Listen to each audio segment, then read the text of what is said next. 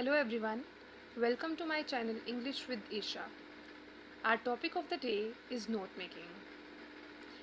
As you all know, notes are very helpful for us during the exam to recall the things. Notes consist of important things from a long passage or content. They help us to recall the things easily and quickly. जैसा कि हम सब जानते हैं कि हम बड़े बड़े चैप्टर्स, बड़े बड़े पैसेजेस, बड़े बड़े कंटेंट्स को याद नहीं रख सकते, तो उनको ईजीली रिकॉल करने के लिए हम कुछ पॉइंट्स को अंडरलाइन कर लेते हैं और उनको अपनी नोटबुक्स पे लिख लेते हैं, ताकि नेक्स्ट टाइम जब भी हम उनको दोबारा से पढ़ें तो हमें पूरा चैप्टर जो है वो याद आ जाए कि उस चैप्टर के अंदर मेन चीज़ें क्या क्या थी. To make notes we must read the passage by heart. तो नोट मेकिंग करते समय हम लोगों को जो भी पैसेज मिला है या जो भी कंटेंट मिला है उसको बाय हार्ट रीड करना चाहिए, थॉरोली रीड करना चाहिए. उसके बाद पैसेज को अच्छे से पढ़ने के बाद हम लोगों को ये तो पता चल जाएगा कि पैसेज जो है वो किस बारे में बात कर रहा है. तो जिस भी चीज़ के ऊपर फोकस किया गया है वहीं से हम अपना टाइटल जो है वो ढूंढ पाएंगे. तो नोट मेकिंग करते समय सबसे पहला स्टेप है उस पैसेज का या उस कंटेंट का एक टाइटल ढूंढना. फिर फर्दर जो भी पॉइंट्स हम लोगों को इम्पोर्टेंट लग रहे हैं उन्हें हम अंडरलाइन करते जाएं ताकि हमें मेन हेडिंग्स और सब हेडिंग्स भी मिल जाएं. Now marking scheme. Note making की मार्किंग स्कीम है title 1 mark, numbering 1 mark, key to abbreviation 1 mark and notes 2 marks. जो भी टाइटल अगर हम सूटेबल टाइटल दे देते हैं तो हम लोगों को 1 मार्क उसका मिल जाएगा. देन नंबरिंग करने का, नोट मेकिंग में नंबरिंग करने का भी एक सिस्टम रहता है. ठीक है, अगर हम उस पैटर्न को अच्छे से फॉलो करते हैं तो हम लोगों को 1 मार्क नंबरिंग का भी मिल जाएगा. 1 मार्क रहता है की टू एब्रीविएशंस का. एक बॉक्स बनाया जाता है जिसमें जितनी भी एब्रीविएशंस हमने नोट मेकिंग के दौरान यूज़ की है उनको लिखते हैं. अगर हम कम से कम 4 एब्रीविएशंस लिख लेते हैं तो हमें उसका 1 मार्क जो है वो मिल जाएगा. और बाकी के बचे 2 मार्क्स हमें इस चीज़ के मिलते हैं कि हमने नोट्स जो हैं वो सही तरीके से लिखे हैं या नहीं, क्योंकि हम लोगों को नोट मेकिंग के अंदर कभी भी लॉन्ग सेंटेंसेस का यूज़ नहीं करना होता, सिर्फ फ्रेजेस का यूज़ करना होता है. अगर हम उस तरीके से, उस पैटर्न से सही तरीके से नोट्स बनाते हैं तो हम लोगों को पूरे के पूरे 5 मार्क्स जो हैं नोट मेकिंग के मिल जाते हैं. Our next 5 marks are for summary. अगर हम लोगों को सही तरीके से समरी लिखना आ जाती है तो हमें पूरे 5 मार्क्स जो है वो मिल जाते हैं. सीबीएसई पैटर्न के अकॉर्डिंग हमें 3 मार्क्स मिलते हैं और स्टेट बोर्ड के अकॉर्डिंग हमें 5 मार्क्स मिलते हैं समराइजिंग के. समरी लिखते समय भी हमें फिर से वही टाइटल लिखना है जो हमने नोट मेकिंग में टाइटल लिखा था, तो हमें यहाँ पर उसका 1 मार्क जो है वो मिल जाएगा. बाकी के 4 मार्क्स हमारे एक्सप्रेशंस के, ग्रामर के, स्पेलिंग के या कंटेंट के रहते हैं. अगर हम लोगों ने अच्छे एक्सप्रेशंस यूज़ किए हैं, ग्रामर सही लिखी है, हमारे स्पेलिंग्स करेक्ट है और कंटेंट बाकी जो नोट मेकिंग में पॉइंट्स यूज़ किए हैं उन्हीं पॉइंट्स को अगर हमने बिल्कुल सही तरीके से अपनी लैंग्वेज में लिखा होगा तो हम लोगों को समरी के भी पूरे मार्क्स जो हैं वो मिल जाएंगे. नाउ नोट मेकिंग करते समय हमें किन चीज़ों का ध्यान रखना है, क्या पॉइंट्स हैं जो हमें ध्यान रखने हैं, वो ये है. यूज़ मिनिमम वर्ड्स और फ्रेजेस. जैसे कि मैंने पहले कहा, नोट मेकिंग में हम लोग फुल सेंटेंसेस का यूज़ नहीं करते, हम लोगों को फ्रेजेस का यूज़ करना होता है. ठीक है, इसके अंदर हम लोग ना तो हेल्पिंग वर्ब्स का यूज़ करते हैं ना ही प्रीपोजिशंस का. इवन हम इसके अंदर पर्सनल प्रोनाउंस को भी अवॉइड करने की कोशिश करते हैं. हम लोगों को जो भी आइडियाज़ पैसेज के अंदर प्रोवाइडेड होंगे हमें वही यूज़ करने हैं. इवन एग्जाम्पल्स भी हमें वही यूज़ करनी है जो पैसेज में दी हुई होंगी. हम अपने आइडियाज़ और अपने एग्जाम्पल्स यूज़ नहीं कर सकते, हमें पैसेज के अकॉर्डिंग ही आइडियाज़ और एग्जाम्पल्स को यूज़ करना है. और जब हम एब्रीविएशंस और नोट मेकिंग करते समय हमें एब्रीविएशंस का यूज़ भी करना है. ठीक है, एटलीस्ट 4 एब्रीविएशंस तो होनी ही चाहिए और 7 से ज़्यादा भी नहीं होने चाहिए. ठीक है, और जब हम एब्रीविएशंस लिखते हैं तो उसके लिए एक सेपरेट बॉक्स बनाएंगे और उसके अंदर एब्रीविएशंस लिखेंगे. प्रेजेंटेशन बहुत इंपॉर्टेंट है। हमारी प्रेजेंटेशन मतलब कैसे नंबरिंग की जाएगी, ठीक है, और कैसे हम लोगों को जो है फॉर्मेट क्या है उसको फॉलो करना है, उसको प्रेजेंटेशन कहा जाता है। और क्या प्रेजेंटेशन है, क्या फॉर्मेट है, वो मैं नेक्स्ट स्टेप में बताऊंगी। जब हम समरी लिखेंगे तो हमें समरी लिखते समय उन्हीं नोट्स को यूज़ करना है जो हमने नोट मेकिंग के अंदर जो पॉइंट्स यूज़ किए उन्हीं को हमने यूज़ करके समरी बनानी है। समरी जो है वो 80 मिनिमम 80 वर्ड्स और मैक्सिमम 100 वर्ड्स की होनी चाहिए, उससे ज़्यादा नहीं होनी चाहिए, 100 वर्ड से एक्सीड नहीं करनी चाहिए। हम ये भी कह सकते हैं कंप्लीट पैसेज का 1/3 हमें लिखना है समरी के अंदर।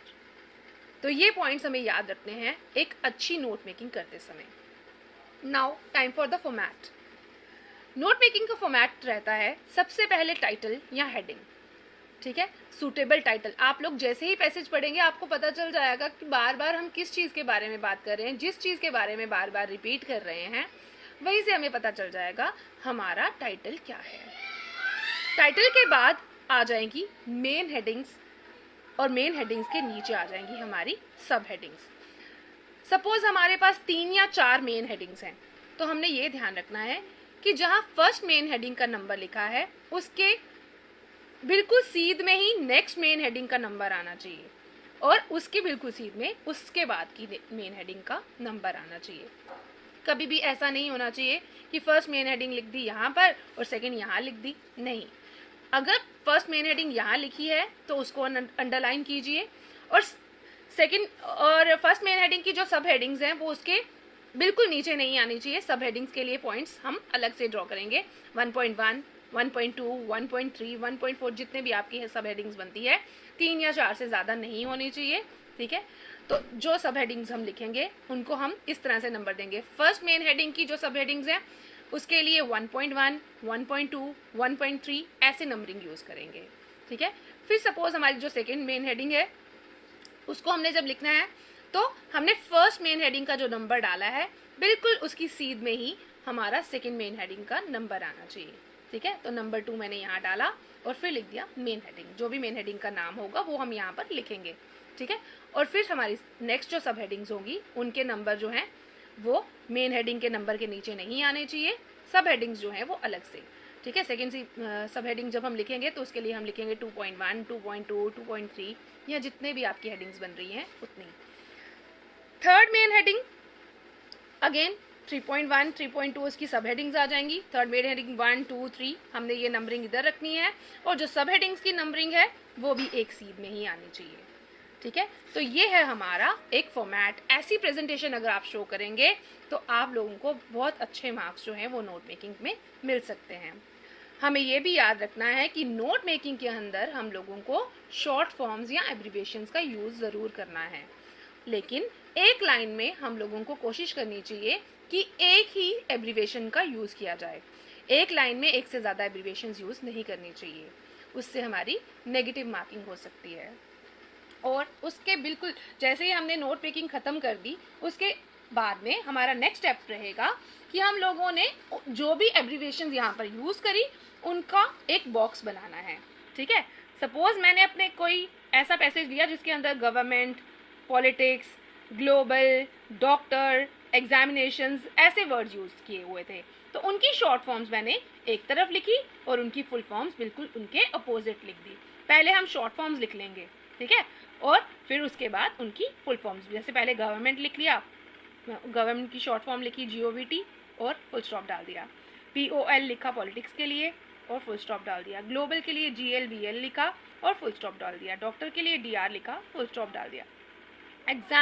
एग्जामिनेशन के लिए एग्जाम लिखकर फुल स्टॉप डाल दिया।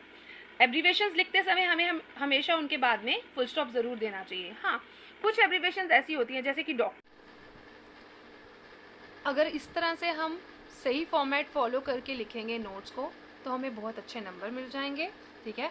हमें याद रखना है फॉर्मेट इस तरह से फॉलो करने के बाद, कंप्लीट नोट मेकिंग करने के बाद उसके नीचे हमें की टू एब्रिविएशंस का बॉक्स ज़रूर बनाना है। फिर उसके बाद हमारा नेक्स्ट स्टेप आ जाता है समरी राइटिंग का। जब भी हम समरी लिखेंगे हमें याद रखना है कि समरी 100 वर्ड से ज़्यादा की नहीं होनी चाहिए। वही टाइटल हमें समरी में भी यूज़ करना है जो कि हमने नोट मेकिंग में यूज़ किया, ठीक है। और समरी के अंदर कभी भी हमें शॉर्ट सेंटेंसेस यूज़ नहीं करने। यहाँ पर जो शॉर्ट सेंटेंसेस हमने नोट मेकिंग में यूज़ किए थे उन्हीं पॉइंट्स को हमने इलेबोरेट करके कंप्लीट सेंटेंस बनाकर लिखना है, ताकि हम लोग जो है अपनी कंप्लीट समरी जो है एक पैराग्राफ में लिख पाएँ, ठीक है। और हमें इसके अंदर एब्रीविएशंस भी यूज़ नहीं करनी, हम लोगों को वर्ड्स जो हैं उनकी फुल फॉर्म में ही लिखने हैं, शॉर्ट फॉर्म्स में नहीं लिखने। तो इस तरह से हम लोग समरी भी लिख पाएंगे। और मैं फिर से रिमाइंड करवाती हूँ, समरी कभी भी 100 वर्ड से ज़्यादा की नहीं होनी चाहिए। Now time for the example of note making. Suppose मैंने एक पैसेज लिया जिसके अंदर हमें एक हेल्दी हार्ट के बारे में बताया गया हुआ है, ठीक है। तो हम पैसेज को थॉरोली रीड करेंगे। जो भी पैसेज आपको मिला हुआ होगा आप उसको बहुत अच्छे से पहले पढ़ लेंगे।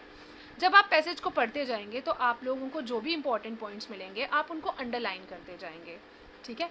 और आपको ये भी पता चल जाएगा कि पैसेज के अंदर बार बार किस चीज़ की तरफ हमारा फोकस लिया जा रहा है, हम लोगों को किस तरफ ध्यान दिया हमारा जो है वो लाया जा रहा है। तो जिस बारे में भी हम बार बार बात कर रहे हैं वही हमारा टाइटल हो जाएगा। तो मैंने एक पैसेज लिया था जो कि हेल्दी हार्ट के बारे में था, तो मैंने टाइटल लिख दिया अ हेल्दी हार्ट, ठीक है। और उसको अंडरलाइन कर लिया और उसको मैंने कॉमास के अंदर, सिंगल कॉमास के अंदर भी रखा हुआ है, ठीक है। फिर नेक्स्ट स्टेप नोट्स बनाते समय मैंने आपको ऑलरेडी कहा था कि कुछ ना कुछ मेन पॉइंट्स हमें ज़रूर मिल जाएंगे पैसेज के अंदर, ठीक है। तो जो भी हमारी मेन हेडिंग्स होंगी हम उनको लिख लेंगे, ठीक है। पहली मेन हेडिंग मेरी थी वर्ल्ड हार्ट डे, ठीक है। तो वर्ल्ड हार्ट डे जो है वो कब मनाया जाता है? 24 सितंबर को। तो मैंने अपने पहले पॉइंट में जो पहली सब हेडिंग थी, मेन हेडिंग के नीचे जो मेरी पहली सब हेडिंग आई, ठीक है, उसके लिए मैंने देखो मेन हेडिंग का 1 यहाँ डाला है, लेकिन सब हेडिंग के लिए 1.1 लिखकर थोड़ा सा हट कर मैंने लिखा, बिल्कुल उसकी सेध में नहीं लिखा, ठीक है। 1.1 लिखने के बाद उसके आगे मैंने डेट दे दी कि वर्ल्ड हार्ट डे कब मनाया जाता है। 24 सितंबर मैंने लिखा, लेकिन सितंबर की शॉर्ट फॉर्म यूज़ कर दी, ठीक है। फिर मेरा नेक्स्ट पॉइंट क्या था? टू इंक्रीज अवेयरनेस, कि वर्ल्ड हार्ट डे किस लिए मनाया जाता है? लोगों में अवेयरनेस लाने के लिए। मैंने पूरा सेंटेंस नहीं लिखा कि इट इज़ सेलिब्रेटेड या it is organised to increase the awareness, ऐसा मैंने कुछ नहीं लिखा, बल्कि मैंने शॉर्ट फॉर्म में लिख दिया। लेकिन हमें फिर भी मैसेज तो कन्वे हो गया, टू इंक्रीज अवेयरनेस, सिर्फ इतना लिखना है, ठीक है। फिर नेक्स्ट पॉइंट जो है 1.3 में मैंने लिख दिया टू कंट्रोल इंक्रीजिंग डेथ्स।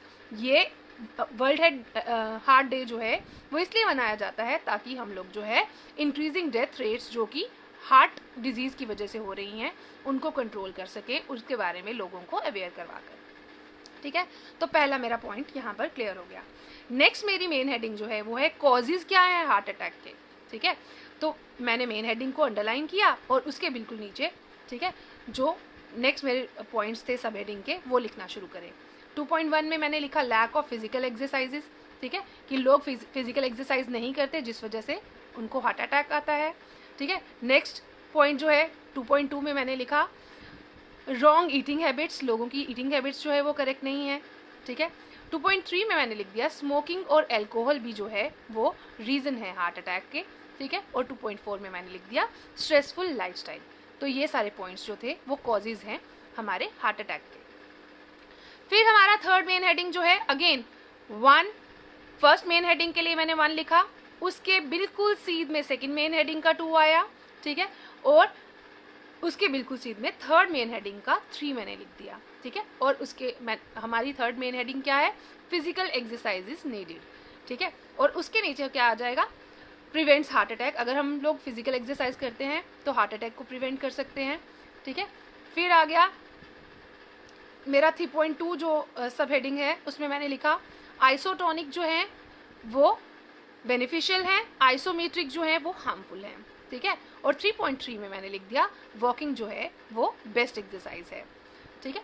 फिर फोर्थ मेरा जो मेन पॉइंट है उसमें मैंने लिखा बिफोर स्टार्टिंग फिजिकल एक्सरसाइजेज हमें क्या क्या करना चाहिए, ठीक है। तो इसकी सब हेडिंग्स जो हैं वो आ गई। 4.1 में मैंने लिखा 1 मस्ट कंसल्ट कार्डियोलॉजिस्ट। 4.2 में मैंने लिखा avoid physical exercise if severe heart disease, कि अगर सिवियर हो हार्ट डिजीज़ तो हम लोगों को फिजिकल एक्सरसाइजेज को अवॉइड भी करना चाहिए। 4.3 में मैंने लिखा गेट फुली इवेल्युएटेड, कि अपने डॉक्टर से हमें अच्छे से चेकअप जो है वो करवाना चाहिए। तो ये थे जो हमारे मेन हेडिंग्स थी, ठीक है, उनको हमने एक लाइन में लिखा और जो सब हेडिंग्स जो थी उनको एक सीध में हमने लिख लिया। इस तरह से हम एक अच्छी प्रेजेंटेशन दे सकते हैं नोट मेकिंग करते समय। तो ये थी हमारी नोट मेकिंग। अब इसके अंदर मैंने शॉर्ट फॉर्म्स का यूज़ किया है, जैसे सितंबर की शॉर्ट फॉर्म, जैसे अल्कोहल की शॉर्ट फॉर्म, जैसे फिजिकल की शॉर्ट फॉर्म। तो जितनी भी मैंने शॉर्ट फॉर्म्स लिखी हैं उनका मैंने एक बॉक्स बना लिया, ठीक है। ये देखिए, की टू एब्रीवेशंस लिख के ये बॉक्स बनाया। सबसे पहली जो मैंने एब्रीवेशन यूज़ की थी वो थी सितंबर, पहले मैंने सितंबर लिख दिया। सेकंड में मैंने फिजिकल की जो शॉर्ट फॉर्म लिखी थी वो लिखी। थर्ड में मैंने अल्कोहल की शॉर्ट फॉर्म लिखी। फोर्थ में मैंने हार्ट की शॉर्ट फॉर्म लिखी और फिफ्थ में मैंने एक्सरसाइज की, और उनके बिल्कुल सामने मैंने उनकी फुल फॉर्म्स जो थी वो भी दे दी। तो इस तरह से की टू एब्रीवेशन का बॉक्स हम बना लेंगे और इसको हमने बॉक्स में ही रखना है। फिर हमारा नेक्स्ट स्टेप है समरी, ठीक है। तो अगेन मैंने ए हेल्दी हार्ट टाइटल जो था वो लिखा समरी लिखते समय सबसे पहले, ठीक है। और उसके बाद जो पॉइंट्स मैंने नोट मेकिंग में यूज़ किए थे उन्हीं को इलेबोरेट करके मैंने अपनी एक समरी बना ली, ठीक है। जैसे in recent times heart attack is an epidemic disease that causes grave concern to the medical fraternity. To have control on increasing death and disability due to heart attacks, the World Health Organization and World Health Federation has observed September 24 as the World Health Day to aware public. The causes of heart attack are lack of physical exercises, wrong eating habits, smoking, excessive alcohol consumption, and stressful lifestyle. Heart attacks can be reduced to greater extent with regular exercise. One must consult cardiologist before beginning any exercise program. So students, this was our topic of the day, note making. I hope आप लोगों को ये clear हो गया हो. Thank you for joining. Have a nice day.